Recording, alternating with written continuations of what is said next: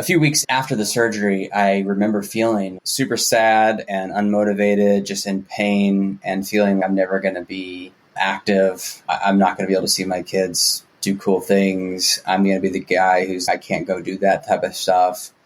And that was the moment that I remember thinking, what in the world is happening? This can't be who I am. So from that moment on, I've been on an uphill journey and hope to never have to revisit that valley, because those were some dark days for sure.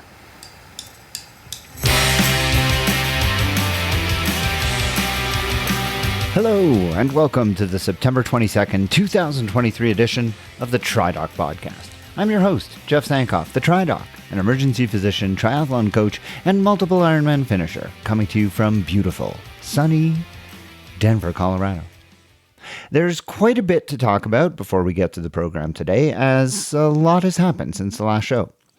Let's begin first with a discussion of the Men's Ironman World Championship that was held in Nice, France, just about 2 weeks ago. Much as I had predicted, this was a heck of an event on a very difficult and very much worthwhile of a World Championship course. From everything that I have heard, both from what I've read and from speaking to people who participated, Nice more than lived up to its potential. Travel to and from the region was a breeze, accommodations were plentiful and significantly more reasonable than what can be found in Hawaii. The people of Nice were thrilled to have the race there and put on a terrific show, and by the time all was said and done, it seemed that not too many people were complaining. In fact, I don't remember hearing any complaints about any of it at all. I almost wonder, in fact, if that wasn't the sound of some quiet admissions that maybe, just maybe, Ironman just might have gotten this one right. As for the race itself, Sam Laidlaw was incredible, charging ahead on the bike and never looking back. After a really difficult year for him, I for one was happy to see that he could finish and take the biggest victory of his career. What Patrick Longa did on the run was also truly remarkable, and Magnus Ditlev continues to establish himself as a real power to be contended with whenever he lines up at the start of a race. The one remaining question, I guess, is whether or not the split event over 2 locations is a viable World Championship strategy for Ironman. I, for one, continue to believe that having a separate day for the women is definitely the way to go, and I also think that Kona simply cannot handle 2 events in the same year. They're barely happy doing it once. Clearly, triathletes continue to hold the Big Island in their hearts, and the allure of the race there is going to remain entrenched in Ironman lore. So doing a rotation, as will be established for at least the next couple of years, still seems to me, at least, to be the best option. However, there are issues. The dilution of the quality of the women's age group field is very real and can only be addressed if more women enter the Ironman races, something that continues just not to happen. We are already seeing that women age groupers don't really seem to want to go to Nice, at least in the couple of American races that have taken place where slots were rolling very far in the women's field. I don't know if this is because the women prefer a race in Kona to Nice, or if they are chastened by the more difficult course that Nice provides. I haven't spoken to anyone who passed on a slot, so I can't really say. I will say that I think it's a shame if anyone thinks that Nice is anything less than a worthy World Championship venue, because after what we saw a couple of weeks ago, it seems very clear that nothing could be further from the truth. The other major sporting story that I want to touch on is not from the world of triathlon, but rather from professional cycling. Colorado's own Sepp Kuss won the Vuelta a España last weekend, and it was a remarkable achievement, not just for him, but for what can only be regarded as the most impressive cycling team ever put together. We are witnessing what can really only be described as absolute dominance of professional cycling by the Jumbo-Visma team. Winners of all 3 Grand Tours in 2023, those same 3 cyclists locked up the podium at the Vuelta, finishing first, second, and third as well, as if to put an exclamation mark on what can only be seen as an incredible dream season. I know that there was some controversy on one of the later stages of the Vuelta when Jonas Vingegaard and Primož Roglič seemingly attacked Sepp Kuss on one of the final climbs of the day, but was there really ever any doubt that they would work together in order to get Kuss to Madrid in red?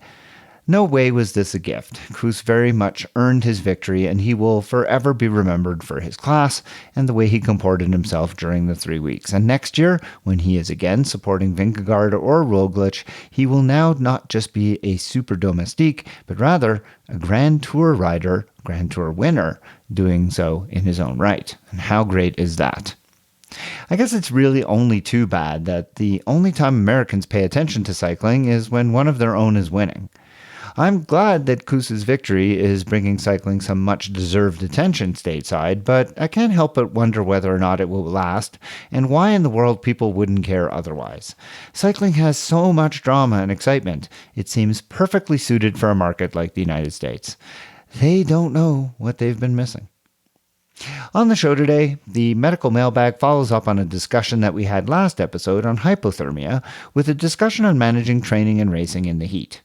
It's been a record-breaking summer in the Northern Hemisphere for temperatures, and science is providing some novel ways to keep cool while exercising. Coach Juliet Hochman and I will look at how you can leverage some of these novel hacks to perform your best when the mercury climbs, and that's coming up shortly. Later, my guest on the podcast today is not a pro triathlete, but rather a regular old age grouper, just like you and me. Except, that Dylan Davison is maybe a little less than all of us because he has no stomach. Dylan has a genetic predisposition towards developing fatal stomach cancer, and so at the age of 31, he had his stomach completely removed in order to dodge this terrible disease. Still, he wanted to participate in triathlons, and this coming weekend is going to race in the Ironman Chattanooga, to his knowledge, as the first ever athlete to complete an Ironman without a stomach.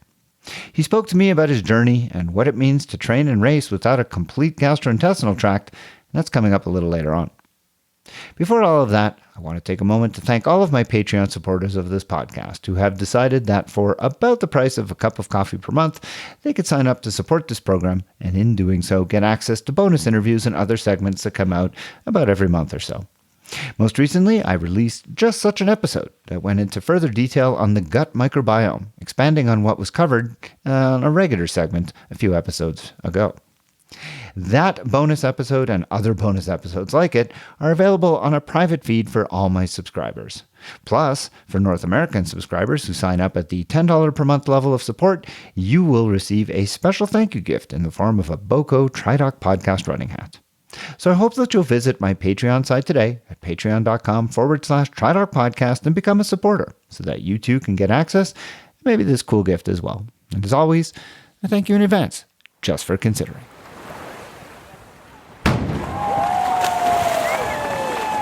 It's time again for the medical mailbag, that segment of the program when I'm joined by my friend and colleague, Juliet Hochman. Juliet, welcome back to the show. Thanks. It's good to be here. Last time on the program, we discussed the question that was sent in by Xenia Parker, who asked about a incident she had with a friend of hers who got cold during a swim, and we had a good discussion about hypothermia. But this time we're going to go the other way. We're going to take the pendulum the other way. Juliet, what are we going to talk about on this episode segment? Yeah, well, it's interesting. There's a lot of chatter on a bunch of forums online and just within our athlete group about, boy, there were some hot races this summer. And it seems like, well, we know that the planet is getting hotter all the time, and we're going to have to continue to battle with this issue of our races, all of our races just getting warmer and warmer. And it's interesting, the different strategies that are being discussed out there about how to stay cool during these races. So the question is really just what is happening to our bodies when we overheat during a race, and how does that impact performance, and what can we do to make sure that we keep our bodies cool, to keep our bodies safe, and to earn the performance that our training would indicate when we get a really hot racing day. Yeah, it's a real sign of the times, isn't it? This year, we've seen record-breaking temperatures across the Northern Hemisphere throughout the summer, and our friends in the Southern Hemisphere are about to enter into the hottest time of the year for them. We have friends who live in Melbourne and in Australia, and they're really going to be feeling it as we come into their summer months, and they start to have races that are also going to put them at risk if they see the same kinds of temperatures that we saw. I like to use a metaphor, and the metaphor that I've used throughout my career in medicine when I try to explain this to medical students, residents, and even the lay public is to think about an automotive kind of metaphor. It's one that makes a lot of sense, and it's kind of easy to kind of picture. So think about your car and about how when you start your car, it takes a little while to warm up before it really starts running well. And our bodies are kind of the same. When we get to our training session, when we get to a race, we're cool and we're not going to optimally perform until we get things warmed up. And what we're doing in both situations, our car burns fuel, and that fuel is principally being used to propel the car forward. But a lot of the energy that is expended when the fuel is burnt is inefficiently wasted, and it's wasted in the form of heat. Now, it turns out that your car actually operates at best at a higher temperature, so that heat at first serves a good purpose. It heats up the engine block, allows for everything to work properly. And in our own bodies, the same thing is happening.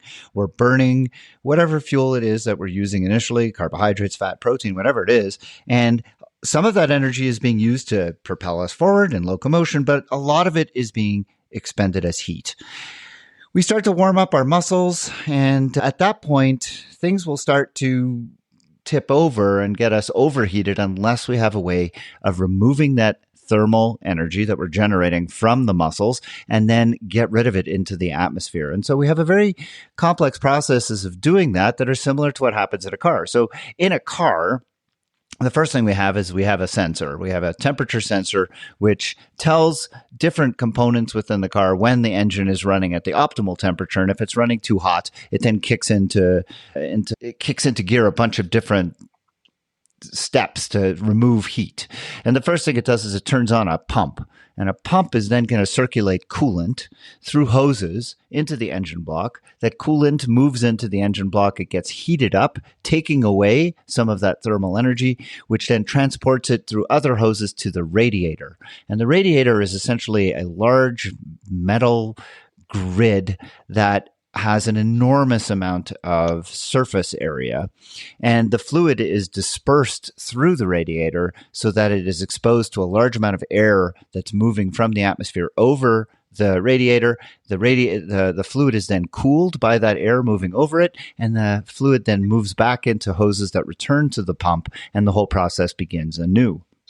Well, our body contains many of the same components. The thermal sensor, or the temperature sensor, is our hypothalamus located in the brainstem. When the hypothalamus detects that our internal core temperature is getting hot, it tells our heat pump, the heart basically, to start pumping harder, to pump our coolant fluid, which is the blood, in larger volumes to the areas that have higher temperatures, essentially the muscles. So the pump in the automotive metaphor is our heart. The hoses are our blood vessels. The coolant is our blood. And the radiator, well, that's our skin. And so our skin has quite a bit of surface area. And when the blood comes back from the muscles, it's heated to a certain amount. It gets into the skin. Our capillaries within the skin dilate. You can see when people are really hot and they're trying to cool down, they become flushed. That's because blood is rushing into all these small blood vessels to be exposed to the air that's circulating over the skin. The air then cools that blood so it can then return to the heart, get pumped to the muscles, and everything begins anew. So you could see how the automotive metaphor works pretty well to describe how we dissipate heat. Now, there are a couple of other things that we can do with human physiology to dissipate heat even better. One of them is we sweat. And when you provide liquid on the surface of the skin, that increases the efficiency of removing heat I think it's in the range of 10 times. Dry skin will be efficient in shedding heat, but wet skin does so much more efficiently. I think it's in the order of magnitude more. And another thing is wind. If you have air that's moving over the skin as opposed to air that's just sitting still, then you also enhance the removal of heat. So which is why we like fans set up around our trainer when we are working in the trainer in the winter. Okay. Yeah. And the way you could think about that is just like the air, if the air is still, then you heat the air up next to your skin, but then that air doesn't get circulated and it'll just sit there and it won't feel quite as cool. But when air is moving continuously, it takes advantage of a physical process called convection. So you may be familiar with convection ovens. It's exactly the same thing. When you are circulating air over something to cool it or to heat it, it's much more efficient if that air is circulating rather than just sitting still. So that's how it's the same premise, be it for cooling or heating. So those are the ways that we can cool ourselves better. And we then have to think about, okay, well, we're out there, it's a hot day. So what are the things that we can do to try and keep ourselves cool when we're exercising? Because we know that as we start to increase our effort, we are burning more and more fuel. We are exerting ourselves harder and harder. We are therefore generating more and more heat. And our bodies have a limit at how much we're going to be able to remove that heat. And those limits can be exacerbated by any kind of diseases that affect any of the heart, the blood, or the skin. So if you have impaired cardiovascular function, then your pump is going to be limited in terms of how much blood it's going to be able to pump to the muscles and to the skin. If you have skin diseases like psoriasis, then the skin becomes less able to shed heat because it doesn't work as efficiently. And of course, if you have diseases of the blood vessels like atherosclerosis, then the hoses become clogged and you're less efficient at being able to move blood to the muscles and then to the skin itself. So there's all kinds of ways to imagine how heat dissipation can be impaired. But what we're really interested in is how can we make it better? So what we wanted to, principally the way that we can make our ability to lose heat better is to leverage the physiological processes that we already have. So that's going to mean exposing as much skin as is legally possible in a race. So remember, our friend Matt Sharp knows, Yep. right? Keep the front of your jersey zipped up at least partially, but if you can open it a little bit, then you should, because keeping that skin. Textiles, unfortunately, are great insulators. Even the Stay Cool black that you see a lot of fabrics advertising, all that means is it doesn't heat up from sunlight, but it doesn't necessarily cool your skin to any degree. Textiles are insulators, and any skin that's covered is not going to work well to remove heat from your body. The one way that you can impact textile function and to help skin that's covered get rid of heat is to make it wet.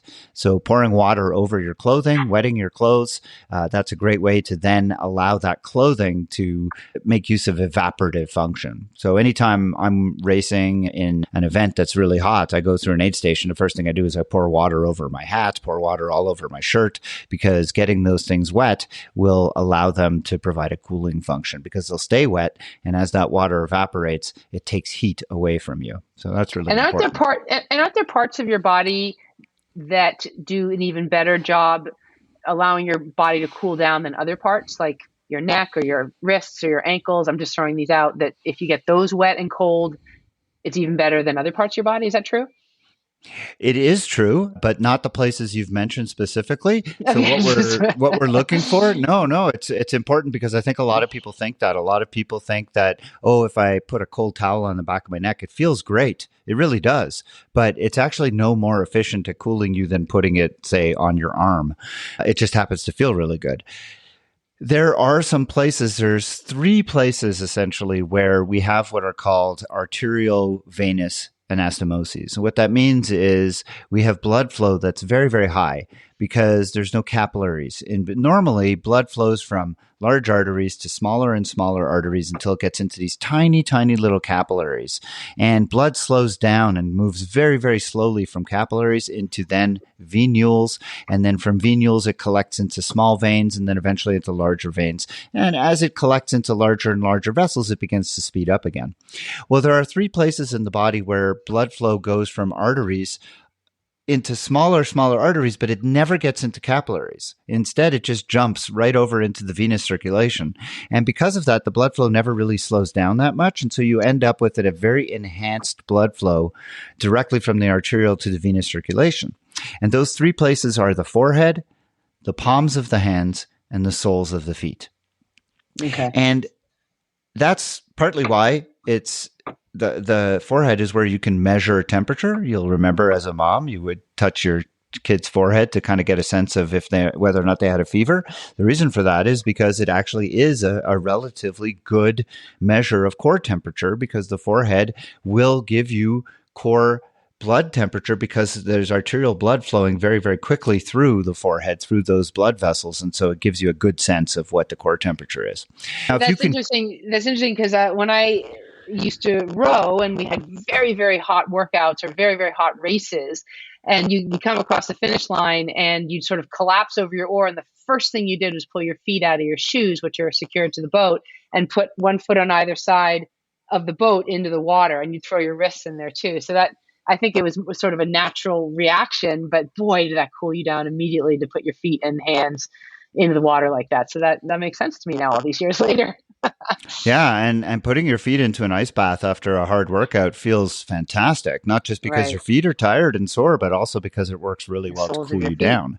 Okay. And there has been some research that actually shows that this is a very effective way of cooling during exercise. Not so much the feet, of course, because we're often wearing shoes and it's difficult to get to them, but using the hands. There have been studies that have shown, well, there's been studies with some conflicting results. So, for example, they had weightlifters wear cooling gloves. And when these weightlifters wore cooling gloves, they found that they were able to keep their core temperature down a little bit, but they didn't actually perform any better. Alternatively, endurance athletes, runners wearing ice gloves have been shown to perform better. And the reason for it seems to be because they're able to keep their core temperature a little bit more balanced. And so I have suggested to people, if they're racing in a hot environment, Kona's coming up just next month. So if you're listening to this and you're heading off to Kona and you're going to be performing there in an environment that is notoriously hot and humid, when you're passing through an aid station, one of the things you could do besides gulping down a lot of water, pouring water on your clothing to keep it wet, grab some ice from the ice station, clench your fists around that ice and just run with it. And having that ice in your fists and letting it melt slowly as you go, I mean, it's not going to last for that long, but the cooling effect on your blood as it passes through the palms is not insignificant and has been shown to be an effective way of mitigating some of the stresses from the heat. Now, your palms only represent 1% of your total body surface area. So how much cooling you're going to get and whether or not it's going to truly impact your core temperature is hard to say. But these studies have shown that it seems to be enough to actually make a small difference in terms of ability to perform. So I would say go for it. Now, there is another device or product out there that leverages the cooling on the forehead. And that is the not inexpensive Amius headbands, which I know everybody has seen. They've been out there since 2019, mostly on the pros. Part of the reason for that is because they were given to the pros as kind of a marketing ploy, but also because they are quite expensive. They're $200 for the headband. And yeah, they're very expensive. And the reason for that is, and I've had conversations with the developer and the inventor of the Amius. He's a lovely man, an engineer from Mexico who has a real passion for developing technology that can help humans adapt to the warming environment. And in talking with him, I was quite impressed with the theory and with everything that's gone into this product. And I don't mean to endorse the Amius. I don't have one myself, but I do think it's really interesting technology. And I actually have him coming up as a guest for an interview on the podcast that'll be coming up in the coming months. But with that said, the Amius is really fascinating technology. It basically takes sheets of graphene, which are incredibly conductive of thermal energy, and it layers it into these pillars. And they're made into these kind of these foam squares, and they're applied to the forehead. And the idea is that it increases the surface area of your forehead by 5 times. So wearing this headband with these little graphite foam squares increases the surface area of your forehead and allows heat that's passing through that arteriovenous anastomosis to then be shed much more efficiently. Now, graphite does not hold water. So what they've done is they've treated these graphite squares with a special coating so that they become hydrophilic instead of hydrophobic. So instead of shedding water, the graphite actually holds onto water. And the way the product works is it doesn't shed heat on its own. Instead, you have to keep it wet. And so every time you go through an aid station, you just pour water over the headband, and apparently it cools very, very well. And they've done internal studies, and there have been reviews of people who've actually done some interesting temperature studies that have shown that if you wear this device, you can actually cool your forehead quite dramatically compared to the rest of the body. Now, the question again is, does that have any impact on core temperature? Because the forehead represents a very small percentage of your overall body, and therefore blood flow is the percentage of blood going to the forehead is small. And the developer of the Amias confessed to me. He said, look, we don't have any data that actually shows that core temperature drops with this thing. But what we do theorize, because we have seen performance improvements in the people who wear this, and again, they haven't studied this formally, but what they're theorizing is that keeping the head cool seems to trick the brain into thinking the body is cool. And they have this notion that there's a hormonal influence through decreased prolactin, which is a stress hormone related to being overheated, that can actually result in people having a better ability to perform because their brain is tricked into thinking that the body's not quite as hot as it actually is, which is pretty interesting. I asked whether or not there was a potential for the person to then overexert themselves because the brain doesn't recognize how hot they are, but he said he did not think that was possible because the hypothalamus is much too difficult to trick in that regard. If the person was really going to overheat, then they probably wouldn't be successful that way. So I think it's a really interesting product. So, all right. So if an athlete doesn't want to spend over $200 on a headband, what are some of the other things that they can do to cool during a really hot race? So there's other really good research that was done around the Tokyo Olympics, another famous example of an event that was done under really, really difficult conditions with a lot of heat and phenomenal humidity. And a couple of things that were used there, and I mentioned Matt Sharp a little bit earlier. I had the good fortune of having access to Matt because he's a life sport athlete, and also we've become friends over the last couple of years. And so I was chatting with Matt about what they did in Tokyo around the games, where he was a representative of Canada in the triathlon. And he told me that pre-cooling was a big thing that they really emphasized for all the athletes there. So many of the athletes had access to ice vests that they would wear right up until the time of their event. They stayed wet as well, so they would be continuously in uniforms while they were wearing these ice vests. And once they took off the ice vest and they started participating, they would have access to slushies, ice slushies. And I read some really interesting research on this because another place where we see arteriovenous anastomosis is within the gastrointestinal tract, specifically the esophagus. So taking a slurry of ice and water and drinking that does a really good job of cooling down core temperature. And that's another thing that you can do at aid stations and triathlons. They don't give us slushies. I kind of wish they did because the slushie seems to work really well. But what you can do is you can take a mouthful of ice, crunch that bad boy up into little chunks of ice and make a little slushy in your mouth, and then take a glass of water as well, mix it all together and swallow it. And that'll give you at least a cupful of a slushy. And that has been shown to be very, very effective. So water over the head, water over the uniform, take a cupful of ice, crunch it all up, mix it with a cup of water. And then at the last, as you're running through the aid station, you should be able to grab 2 more cups of ice that you can then put into your hands and just run with that ice and let it melt as you go. And of course, drinking some water as well as you're going. So, but you'll get that ice slushy. And I mean, I say all of this thinking to myself, my gosh, that's a lot to do in an aid station. But I was watching a video today of some of the pros making their way through aid stations, and they're running much faster than we are. And they get a lot of this done. I mean, it's amazing. They're incredibly efficient by grabbing multiple cups from each person, and some of it over the head, some of it down the mouth, and a lot of it over their back. I mean, it's amazing how much they get done. And it's hard to practice this stuff because it's hard to set up your own aid station. But if you do enough of these races, it's not too hard to imagine how you could get pretty good at doing this. And then listen, Chelsea Sodaro walked all the aid stations in Kona last year and still won. So if you have to walk the aid stations in order to manage your temperature, then that's what you got to do. Right. Yeah. What about, I remember at the Rowing World Championships in Korea, I don't know, maybe 10 years ago, so hot. And I watched a lot of the athletes from different countries warm up and then cool down in ice vests. What do you think about ice vests? Are those even legal during competition? Yeah, so I mentioned that's something that Matt Sharp told me about in Tokyo. Yeah. They used ice vests as pre-cooling, and that is something that we see a lot of athletes doing. The problem is they're impractical for use in triathlon. Most of the time when we start our races, it's cool in the mornings. I mean, even in Kona, it's not that hot when we start. So wearing an ice vest before the swim is probably not really helpful.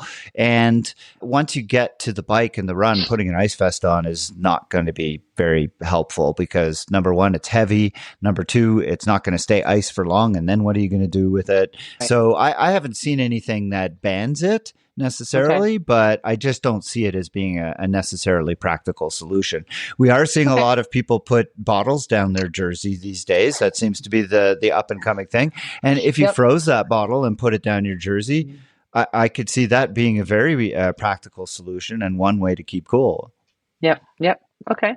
And then what about what athletes can do in advance of competition to prepare their bodies for a super hot race? We know a lot about heat adaptation training in the 2 or 3 weeks before a race like Kona, for example, or another really hot event.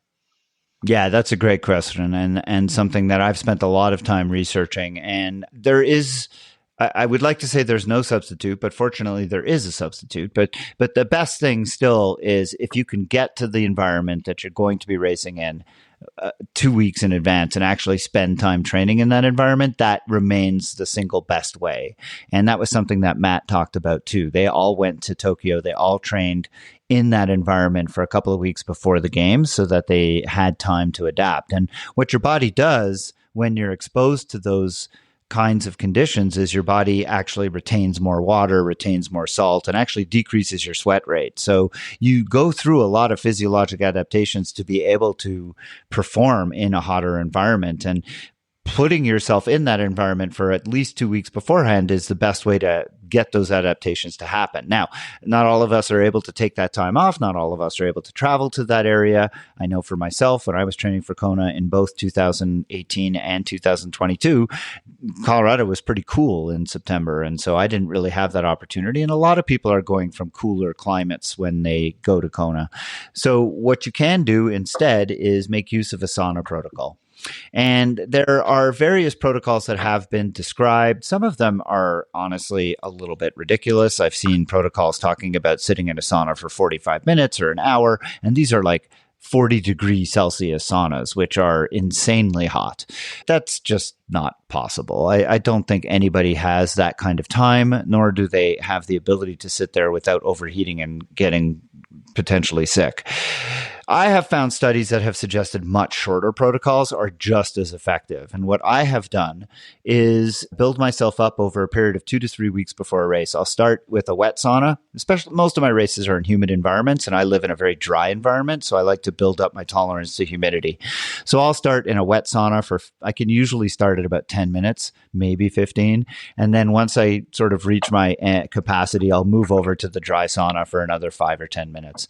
And I'll increase that time in both of those every single day until I get to about a half an hour. And usually that's spent 20 minutes in wet, 10 minutes in dry. And I always bring a bottle with me, a bottle of ice water, usually with an electrolyte thing in there. So I'm getting some salt. And I just sit in that sauna, 20 minutes wet, 10 minutes dry. And I do that every single day. It usually takes me the first week just to build up to that half an hour. But then for 2 weeks before my race, I'm in there every single day. And I usually do it after my workouts. And I have found that to be really, really helpful. When I showed up at Kona, I noticed like I was not sweating as much as I normally do.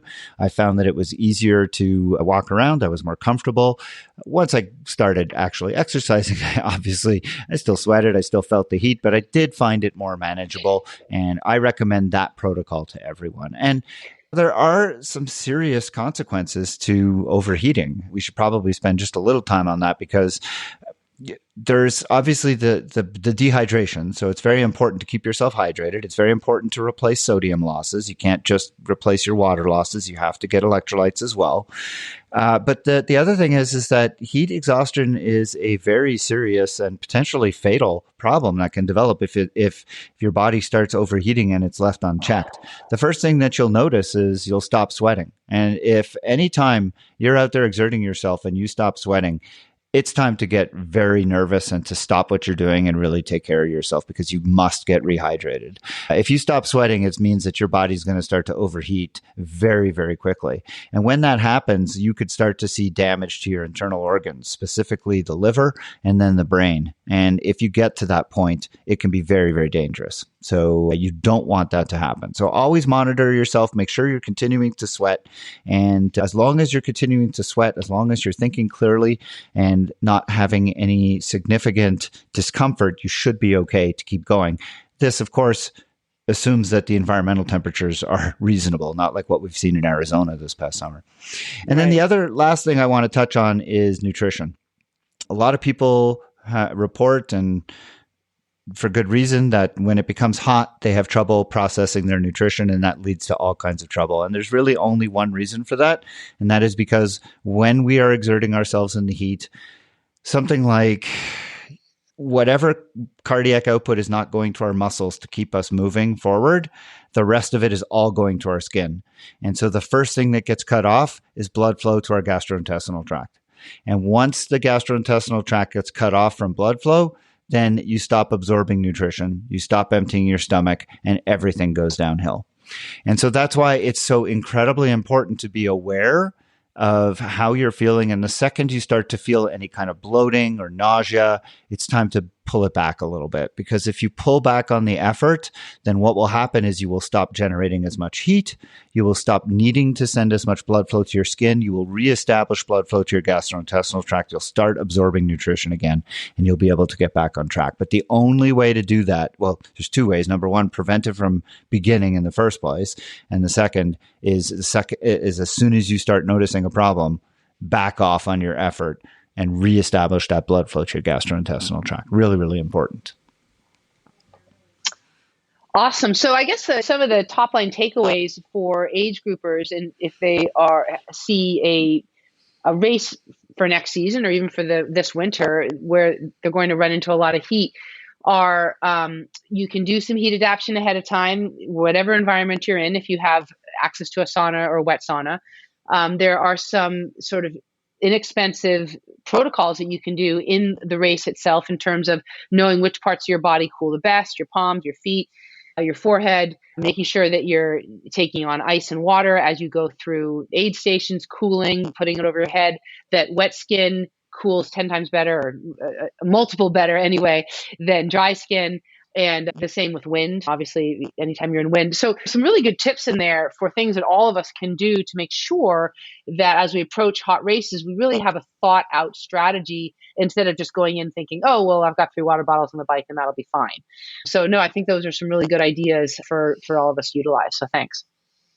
Yeah, and knowing the course in advance is really helpful, right? Knowing if there's shade or not, if there's shaded areas and trying to stick to them. I mean, you can often see, depending on where you are, depending on if you're in a very humid environment, the shade will only have so much of an effect. But like here in Colorado, shade has a huge effect. You can see 10, 15 degrees difference in the shade. Even in a humid environment, you can see a bit of a difference, but humidity will carry temperature through even shade.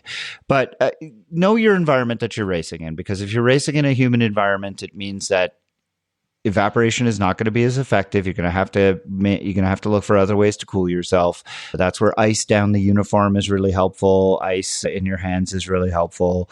And know what the course looks like. If there's shade, find it. If there's areas where there's going to be a long gap between aid stations, plan those things out in advance. And just spending a little bit of time adapting to the expected temperatures and then putting a little thought into what the course looks like are ways that you can really benefit and get a leg up on competitors who haven't put that thought into it. So, yeah, I guess it's been a struggle. The one other thing that I would add to that is also just doing some temperature calculations as to when you're going to be on the course. I mean, if we look at Racing in St. George last year, it was 32 degrees when we got out of the water, but it was 80 when we were on the run. I mean, massive difference. And of course we got on the run, there's no shade, it's pavement, etc. And also there's a big difference between people who are going to lay down a 4.5 hours, 70.3 or a 7 hour 70.3. They're going to be out there much further into the heat of the day and really thinking about what your run times will be, what your race times will be, and what temperatures it's going to be across the course of your racing day. In addition to what you said about knowing the course, whether there's shade, whether there's wind, etc. Yeah, hugely important. Just like everything else, right? Plan your race your plan, temperature control, nutrition. These are things that should be part of your race plan. Well, I think once again, a really great conversation, something that I think a lot of our listeners will benefit from. I always appreciate these discussions. I know that we have some really good topics coming up in the coming episodes. However, if you guys have something that you'd like to hear us talk about, a burning question that you'd like us to answer, I hope that you'll send it to us so that we can consider it and look into it, get some research done, and get you the answers. You could send questions to us either by email at tri_doc@icloud.com, or you can go to the private Facebook group for the TriDoc podcast. Just search for it on Facebook, answers the 3 very easy questions, and I will grant you access. You can include your question there and join the conversation. Juliet, thank you so much once again for being here. I look forward to the next time we talk on the Medical Mailbag. Thanks so much, Jeff.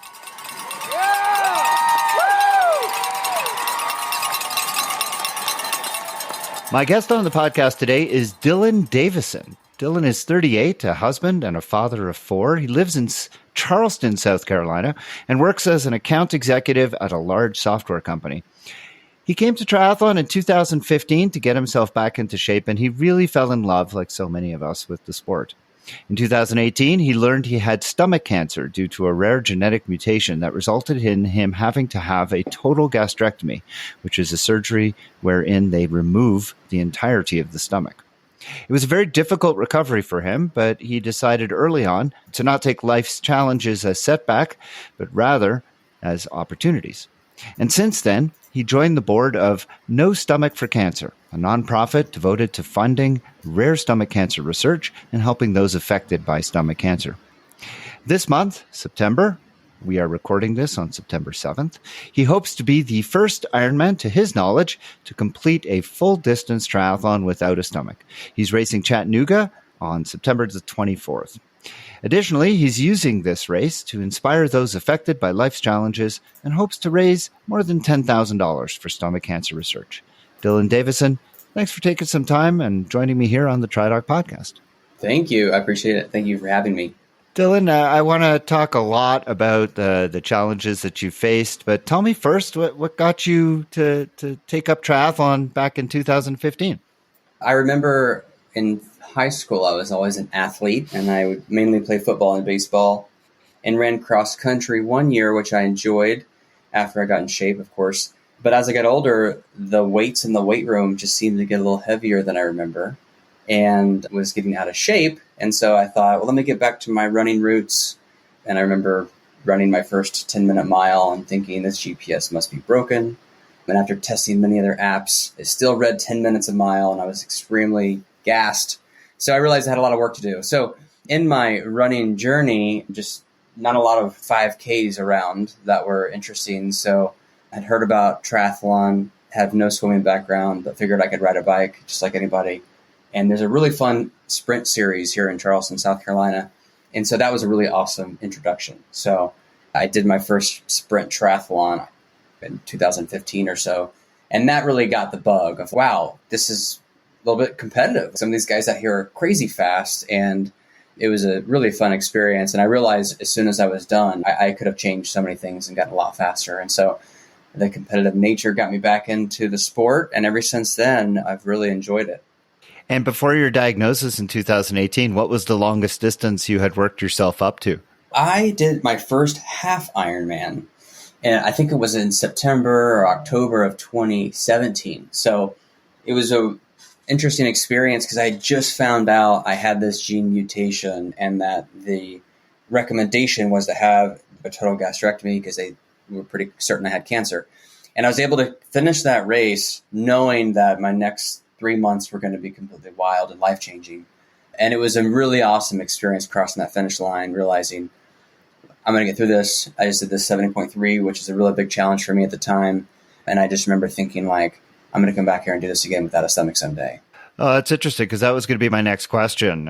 When you finished that race and later on in those 3 months when you were going through really what is a pretty miserable recovery, that's a very big surgery. Did you ever kind of think to yourself, that's it, I'm not going to be able to come back and do this sport that I have so enjoyed? I did think that. So I'm a glass half full type of guy, very optimistic.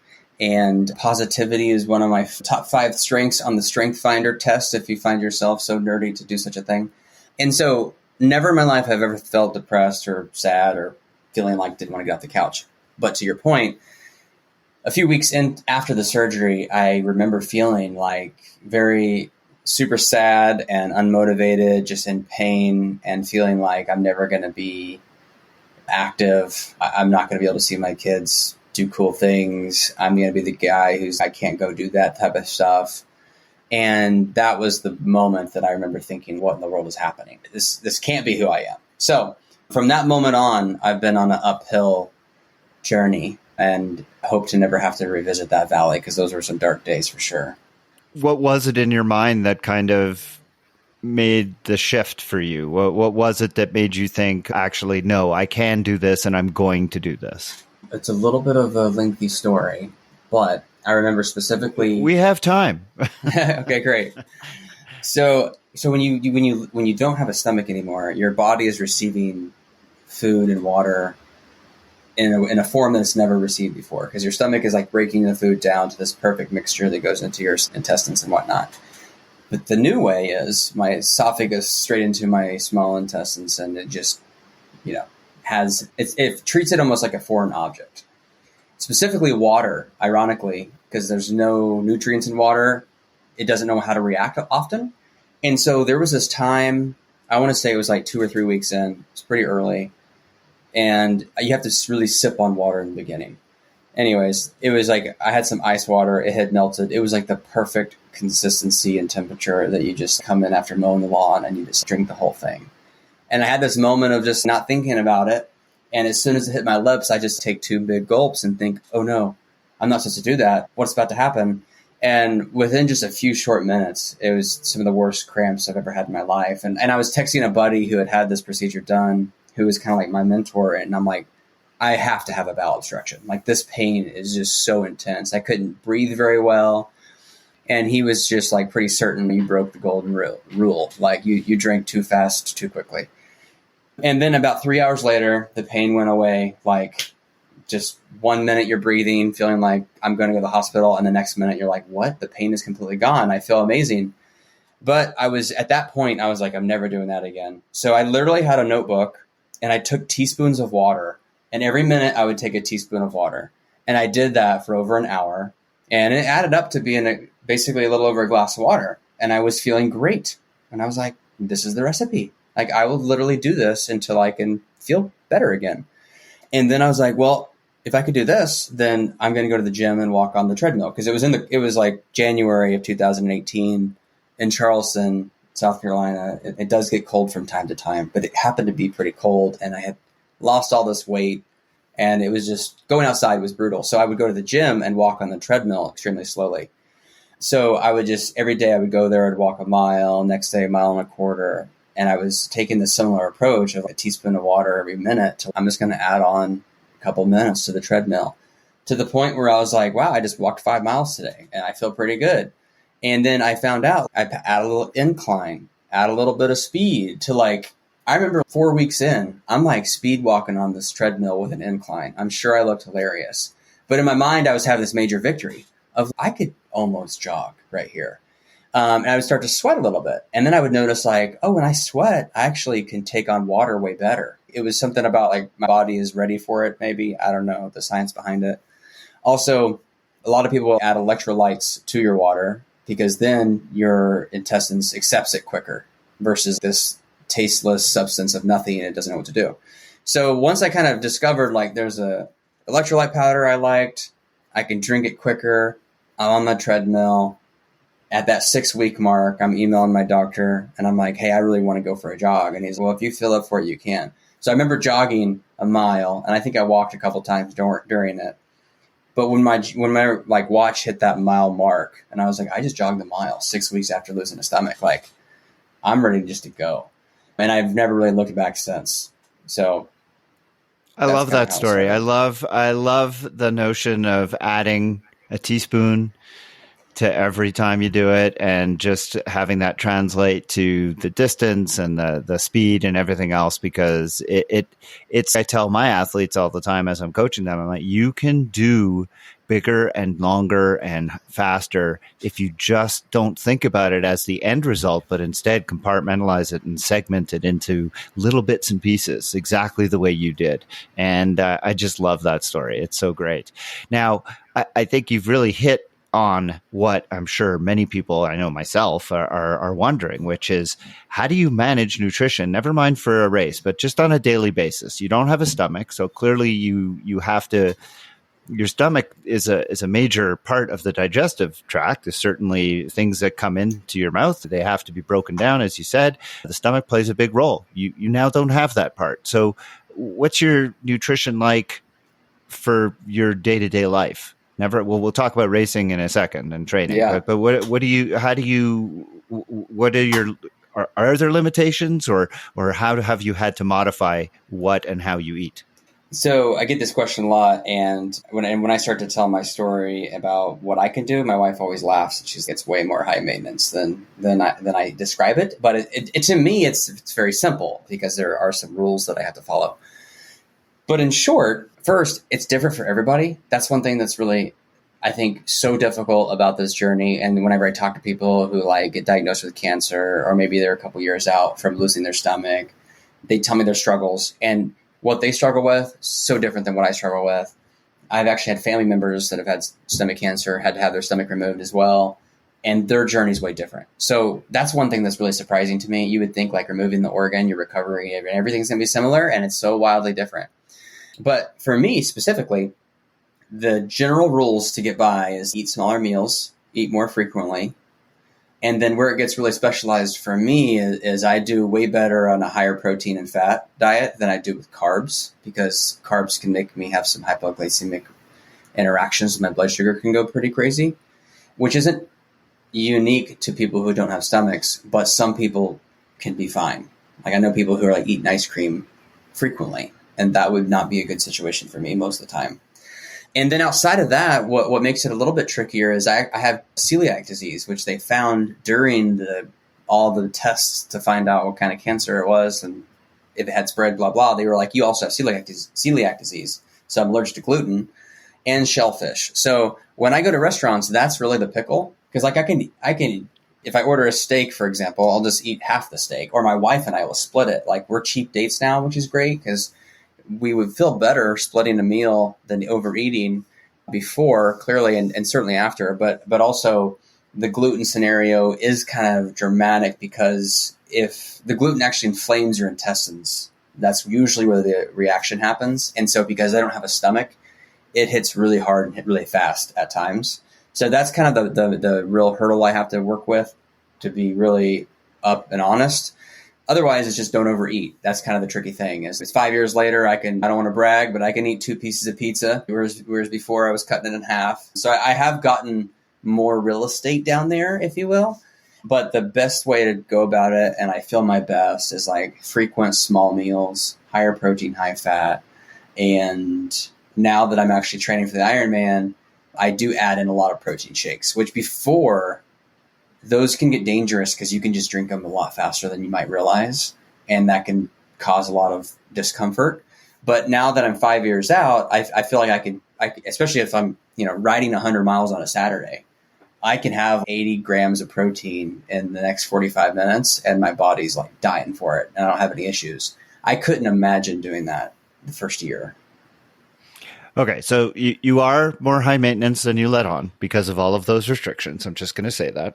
So you don't have a stomach. You don't have any way to store anything you eat. That's why you have to eat more frequently in smaller amounts. We're going to come back to that and training because obviously that's a huge deal. The fact that you have to subsist so much on protein and fat is super interesting because, as I have spoken about on this podcast many times, carbohydrates are definitely the preferred fuel for endurance sport. So it'll be interesting to hear how that plays out for you.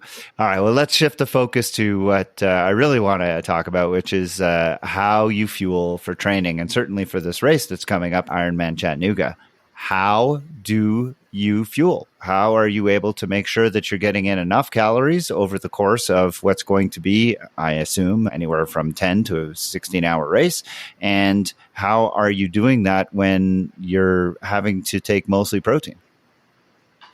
Yeah, so I can't really explain it. Most of what I described on my daily diet does not apply to when I'm training, which is weird to me. I've thought about trying the keto route, but it just seems, I don't know. Anyways, never have. So what's strange, and maybe you can explain this, or maybe it makes sense, is this is how it makes sense to me, at least. Whenever I start to exercise, my body is craving these nutrients, and it's almost kind of like my insides warm up to the idea of digesting carbs quickly. And I use that energy source faster, and so I don't have hypoglycemic issues. I have had a couple on the bike during training. That was because I was probably pushing it a little harder. But what I found early on is, like, when I would go running, I could drink a Gatorade G2, which is like half the sugar. It's 16 grams of carbs, and I would feel fine. But if I was sitting on the couch and I wake up in the morning, I'm sitting on the couch and I drink a little bit of Gatorade, it would feel discomfort. Like, I would be like, ooh, that feels like I had too much, or something's happening. It's not feeling great. So there's some type of weird correlation when I'm exercising. I just take carbs a lot easier. So what I have found in my training is, specifically on the bike and on the run, I'm consuming, and again, this is different for everybody, but this has worked for me, thankfully. I'm excited about seeing how Chattanooga goes. But around 32 to 48 ounces of liquid, and I usually put an electrolyte tablet in there, and then 2 to 3 gels an hour. So that ends up being like I'm in the 50 to 70 range of carbs, and then 36 to 48 ounces of water. It seems like the water intake is a little higher than usual, but I do have a legitimate phobia of dehydrating. I've gone on 2 backpacking trips in Arkansas with my buddies, and they make fun of me because I'm like, when are we going to get to the river? And they're like, we're going to be there by the night. Chill out. And I'm like, if I run out of water and die, my wife's going to be really ticked off. But to your point, like, generally people who don't have stomachs are way easier to get dehydrated because they can't store the water as well. I have a really high sweat rate already, so I feel like the water just leaks out of me.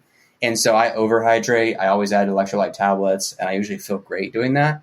And then I kind of switch between Goo brand, just a straight up Goo brand. They have a good one. Tri-Berry is my favorite. And then Precision Fuel.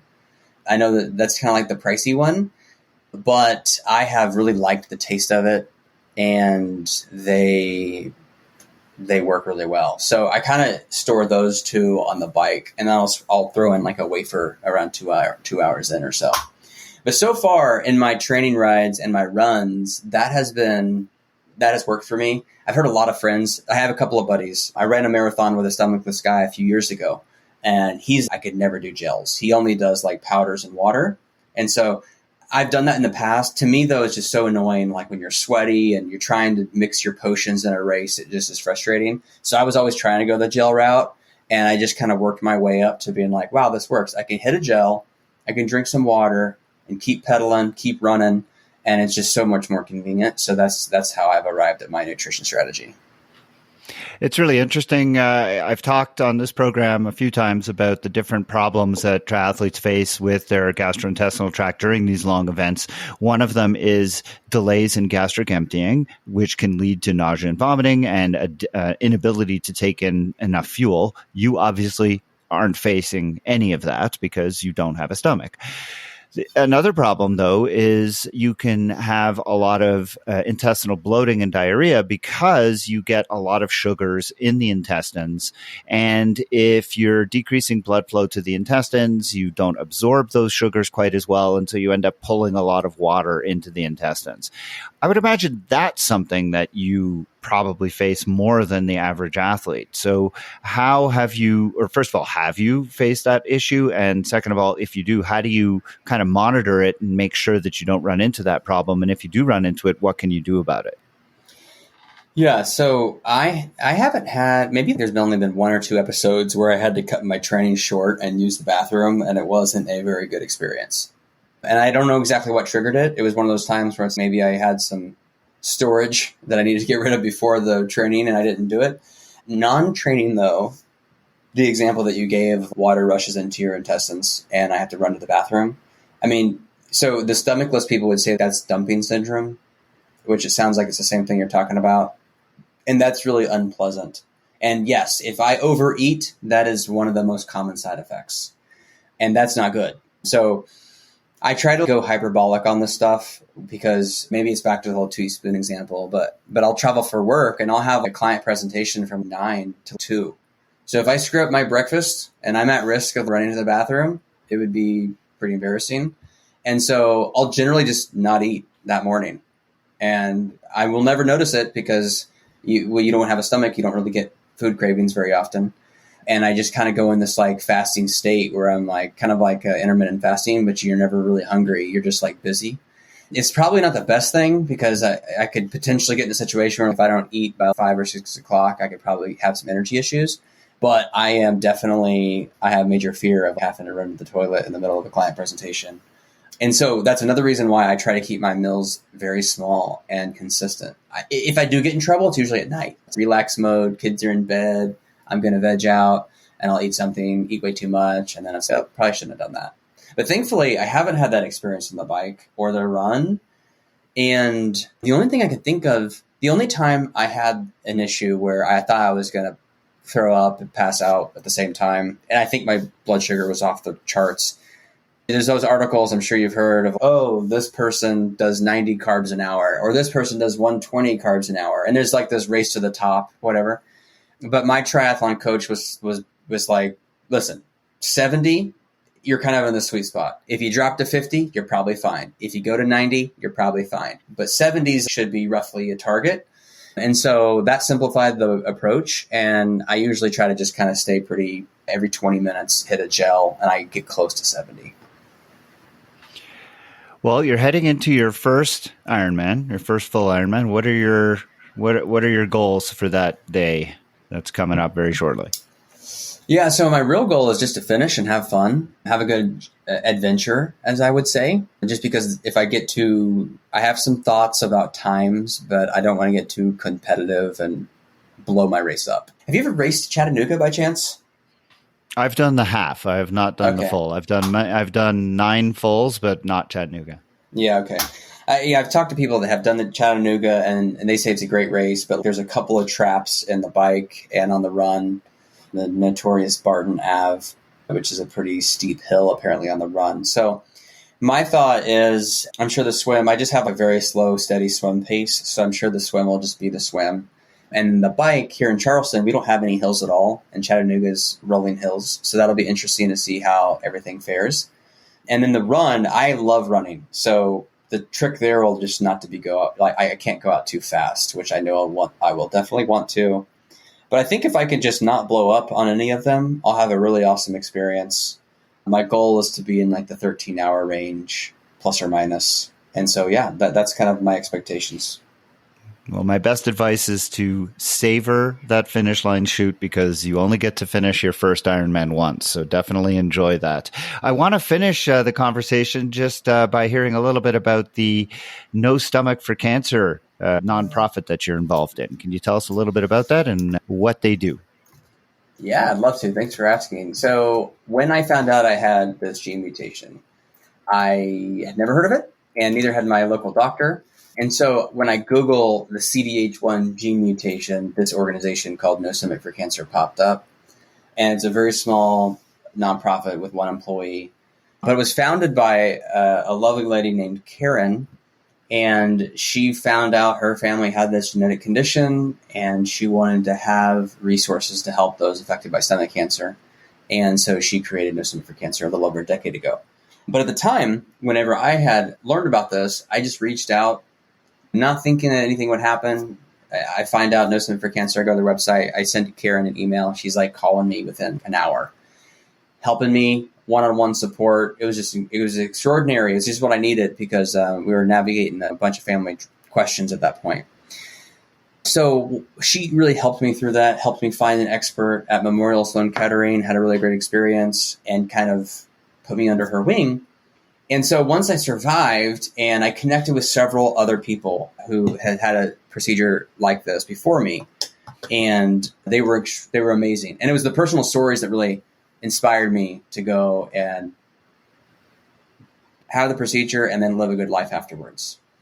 One of the guys who mentored me said, on those days that really sucks, your kids are going to be watching. And someday they have a 50% chance of this happening as well. And you want to be an example. So if they happen to go down this journey, they're going to know, hey, they're no big deal. Their dad did this. But if you sit on the couch and you whine and moan and make it look really bad, that's what they're going to remember. They're going to remember how bad it was. And that was a huge motivation for me of when it got bad. I was like, I got kids watching me. So try to put on a happy face. And one of the ways I could do that is I wanted to return the favor because he was so helpful for me. And so I reached out to No Stomach for Cancer and said, hey, listen, I don't know if I can help at all, but you guys really helped me. So can I give back? And it ended up joining the board, which was really cool. Built a good relationship with the board chair at the time. Come to find out he was looking to resign. So within 2 years, I became the board chair, and I've been there, I think now this is my 5th year. So we're a small organization, and we fund research, specifically the important research that doesn't get funded because rare cancers don't get funded very often because they're so rare and they impact such a small number of people. So organizations like No Stomach for Cancer will come in and fund research to help that move forward. And then we also connect with patients and caregivers all over the world to help them through their cancer journey. So that's what I do in my free time. And it's been really life-giving. And how far along are you with your fundraising efforts to get to $10,000 for Ironman Chattanooga?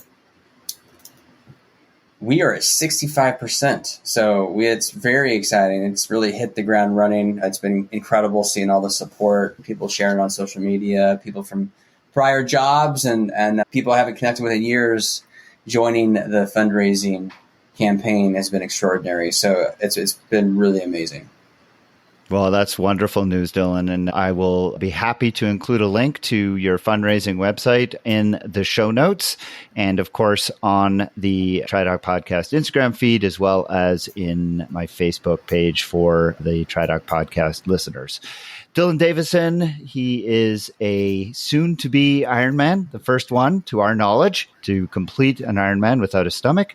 He had a gastrectomy after being diagnosed with a rare form of stomach cancer, and he's doing so while raising money in order to support research through the organization No Stomach for Cancer. Dylan Davison, I can't thank you enough for joining me on the podcast today. Best of luck on your upcoming Ironman, which will be within a couple of days of this podcast airing. So all the best to you, and we will be watching and following you along on the tracker. Thanks again for being here. Thanks, Jeff. Thank you.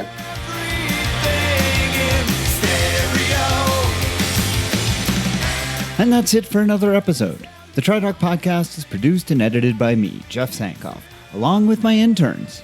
I'm Agent Johnson. This is Special Agent Johnson. Oh, how you doing? No relation. I'm Jeff Sankoff, the TriDoc. I'm in charge here. Not anymore. Those interns are Ian Johnson and Ben Johnson.